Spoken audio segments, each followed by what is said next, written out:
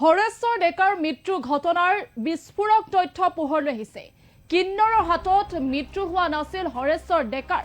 শান্তিপুৰৰ এটা বন্ধ কোঠাত চলিছিল সুৰাৰ আড্ডা আৰু তাৰ পাছতে বন্ধুৰ সৈতে হৈছিল ৰক্তাক্ত সংঘৰ্ষ। বিস্ফোৰক তথ্য পোহৰলৈ আহিছে। সবিস্তাৰে গ্ৰাফিক্স প্লেটৰ সহায়ত এটা গুৰুত্বপূৰ্ণ খবৰ লৈ অহাৰ চেষ্টা কৰিছো।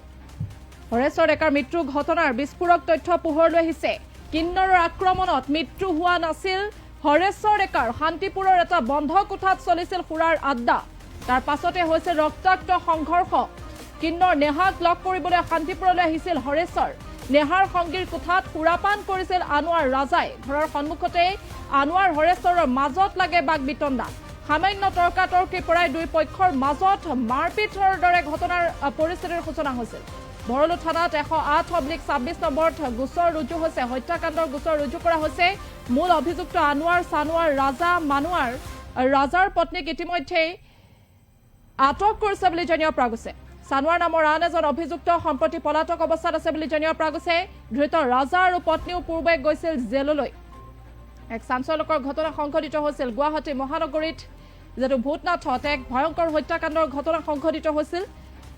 আৰু তেজেৰে ৰক্তাক্ত হৈ থকা যুৱক হৰেশ্বৰ ডেকাক আৰক্ষীয়ে উদ্ধাৰ কৰি GMCHলৈ প্ৰেৰণ কৰিছিল আৰু GMCHত ভৰ্তি কৰা হৈছিল যদিও চিকিৎসালয়তে যুৱকজনৰ মৃত্যু ঘটিছিল। শান্তিপুৰৰ হৰেমিত যুৱকজন আশ্বৰ ডেকা আছিল আৰু যুৱকজনৰ হত্যা ঘটনাৰ অনুসন্ধান কৰি ভৰলু থানাই আটক কৰিছে কিন্নৰসহ 4গৰাকীকৈ মহিলাক। আৰু তাৰ পাছতে সাধাৰণতে কিন্নৰে হত্যা কৰা বুলি এক তথ্য পোৱা গৈছিল। আৰু তাৰ পাছত সেই সমগ্ৰ ঘটনাৰ এতিয়া এক নতুন বিস্ফোৰক তথ্য পোহৰলৈ আহিছে। আৰক্ষীয়ে ঘটনা সন্দৰ্ভত ইতিমধ্যে যদিও কোনো ধৰণৰ আনুষ্ঠানিক কথা প্ৰকাশ কৰা নাই, ইতিমধ্যেই জানিব পৰা অনুসৰি কিন্নৰৰ আক্ৰমণত মৃত্যু হোৱা নাছিল হৰেশ্বৰ ডেকাৰ। কিন্নৰ নেহাক লগ কৰিবলৈ বুলি শান্তিপুৰলৈ আহিছিল আৰু নেহাৰ সংগীৰ কোঠাত সুৰাপান কৰিছিল আনোৱাৰ ৰাজাই। ঘৰৰ সন্মুখতে আনোৱাৰ হৰেশ্বৰৰ মাজত বাকবিতণ্ডা লাগিছিল।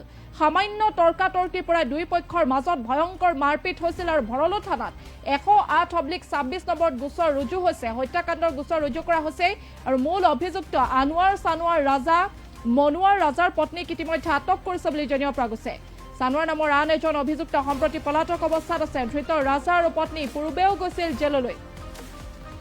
এক ভয়ংকৰ ঘটনা সংঘটিত হৈছিল গুৱাহাটী মহানগৰীত, যিহেতু কিন্নৰৰ আক্ৰমণত হৰেশ্বৰ ডেকাৰ মৃত্যু হোৱা বুলি তথ্য পোৱা গৈছিল। ভূতনাথত সেই ভয়ংকৰ হত্যাকাণ্ডৰ ঘটনা সংঘটিত হৈছিল। তেজেৰে ৰক্তাক্ত হৈ থকা যুৱক হৰেশ্বৰ ডেকাক আৰক্ষীয়ে উদ্ধাৰ কৰি GMCHত ভৰ্তি কৰাইছিল আৰু GMCHতে চিকিৎসালয়তে যুৱকজনে কৰুণ মৃত্যুক আঁকোৱালি লৈছিল। আৰু শান্তিপুৰৰ হৰেমিত যুৱকজন আশ্বৰ ডেকা যুৱকজনৰ হত্যাকাণ্ডৰ ঘটনাৰ অনুসন্ধান কৰি ভৰলু থানাই ইতিমধ্যে কিন্নৰসহ 4গৰাকী মহিলাক আটক কৰিছে। আৰক্ষীয়ে ঘটনা সন্দৰ্ভত আনুষ্ঠানিক কোনো তথ্য প্ৰকাশ কৰা নাই যদিও এই ঘটনাৰ সৈতে জড়িত সন্দেহত কিন্নৰকে ধৰি মহিলাক আটক কৰা ঘটনা এতিয়া বিশেষ তাৎপৰ্য বহন কৰিছে। স্থানীয় লোকে সন্দেহ কৰা মতে কিন্নৰৰ বেগ ধৰি এতিয়া মহানগৰীত এছামে ড্ৰাগছ সৰবৰাহৰ সৈতে জড়িত হৈ পৰিছে আৰু এই কাৰ্যত বাধা দিলে এই চক্ৰটোৱে হত্যাৰ দৰে ঘটনা সংঘটিত কৰিবলৈ কুণ্ঠাবোধ নকৰে। আৰু হৰেশ্বৰ ডেকাৰ পৰিয়ালে দোষীক এতিয়া কঠোৰ শাস্তিৰ দাবী জনাইছে। আৰু এই সমগ্ৰ ঘটনাৰ এতিয়া বিস্ফোৰক তথ্য পোহৰলৈ আহিছে যে কিন্নৰৰ আক্ৰমণত মৃত্যু হোৱা নাছিল হৰেশ্বৰ ডেকাৰ। শান্তিপুৰৰ এটা বন্ধ কোঠাত চলিছিল সুৰাৰ আড্ডা আৰু তাৰ পাছতে ৰক্তাক্ত সংঘৰ্ষৰ সৃষ্টি হৈছিল। কিন্নৰ আক্ৰমণত মৃত্যু হোৱা নাছিল বুলি ইতিমধ্যে প্ৰকাশ কৰা হৈছে। আৰু কিন্নৰ নেহাকহে আচলতে লগ কৰিবলৈ শান্তিপুৰলৈ বুলি আহিছিল হৰেশ্বৰ ডেকা। নেহাৰ সংগীৰ কোঠাত সুৰাপান কৰিছিল আনোৱাৰ আৰু ৰাজাই আৰু ঘৰৰ সন্মুখতে আনোৱাৰ হৰেশ্বৰৰ মাজত তীব্ৰ বাকবিতণ্ডাৰ সৃষ্টি হৈছিল। সামান্য তৰ্কাতৰ্কিৰ পৰাই দুই পক্ষত মাৰপিট লাগিছিল আৰু তাৰ পাছতেই হৰেশ্বৰ ডেকাই মৃত্যুক আঁকোৱালি লোৱা বুলি জানিব পৰা গৈছে। ইতিমধ্যে মূল অভিযুক্ত আনোৱাৰ সানোৱাৰ মানোৱাৰ ৰাজাৰ পত্নীক আৰক্ষীয়ে আটক কৰিছে বুলি জানিব পৰা গৈছে। সানোৱাৰ নামৰ আন এজন অভিযুক্ত সম্প্ৰতি পলাতক অৱস্থাত। ধৃত ৰাজা আৰু পত্নী পূৰ্বেও জেললৈ গৈছিল বুলি ইতিমধ্যেই উল্লেখ কৰা হৈছে। আৰু ভৰলু থানাত 108/26 নম্বৰত ৰুজু হৈছে হত্যাকাণ্ডৰ গোচৰ।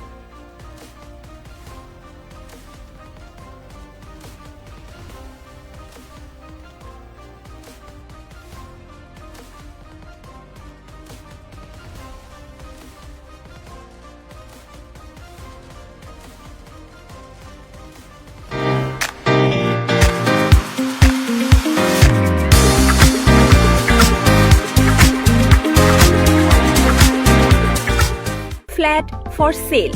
3 BHK flat available in first and second floor at Pragya Residency. Ready to move. Beltola Bhetapura Road, Sanjukibai Lane.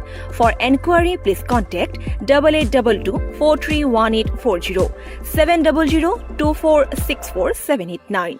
Office address, Pragya Associates, house number 64, first floor, Shantipot, Bortila, Borbari VIP Road near Pratiksha Hospital, Guwahati 781036. স্বাস্থ্য সেৱাত এটা ভাল চাকৰি আৰু ভৱিষ্যত গঢ়িব বিচাৰিছে স্বাগতম পিউছ গ্ৰুপ অফ ইনষ্টিটিউচনলৈ যি শ্ৰীমন্ত শংকৰদেৱা ইউনিভাৰ্চিটি গুৱাহাটীৰ সৈতে সংযুক্ত 2003 চনৰ পৰা ফিজিঅথেৰাপি নাৰ্ছিং আৰু পেৰামেডিকেল ছায়েন্সৰ ক্ষেত্ৰত অগ্ৰণী শিক্ষা প্ৰতিষ্ঠান হিচাপে পৰিচিত পাঠ্যক্ৰমসমূহ ক্ৰমে BMLS, B Optimentary, BPT, MPT, MSc Nursing, BSc Nursing, Post Basic, BSc Nursing, GNM, ANM আৰু বহুতো যোগ্যতা বিজ্ঞান বা কলা শাখাত উচ্চ মাধ্যমিক পৰীক্ষাত উত্তীৰ্ণ হোৱাটো বাঞ্ছনীয় ভিজিট কৰক www.cpmsc.com অথবা যোগাযোগ কৰক 8811099994 8011311224 Build a bright career in healthcare.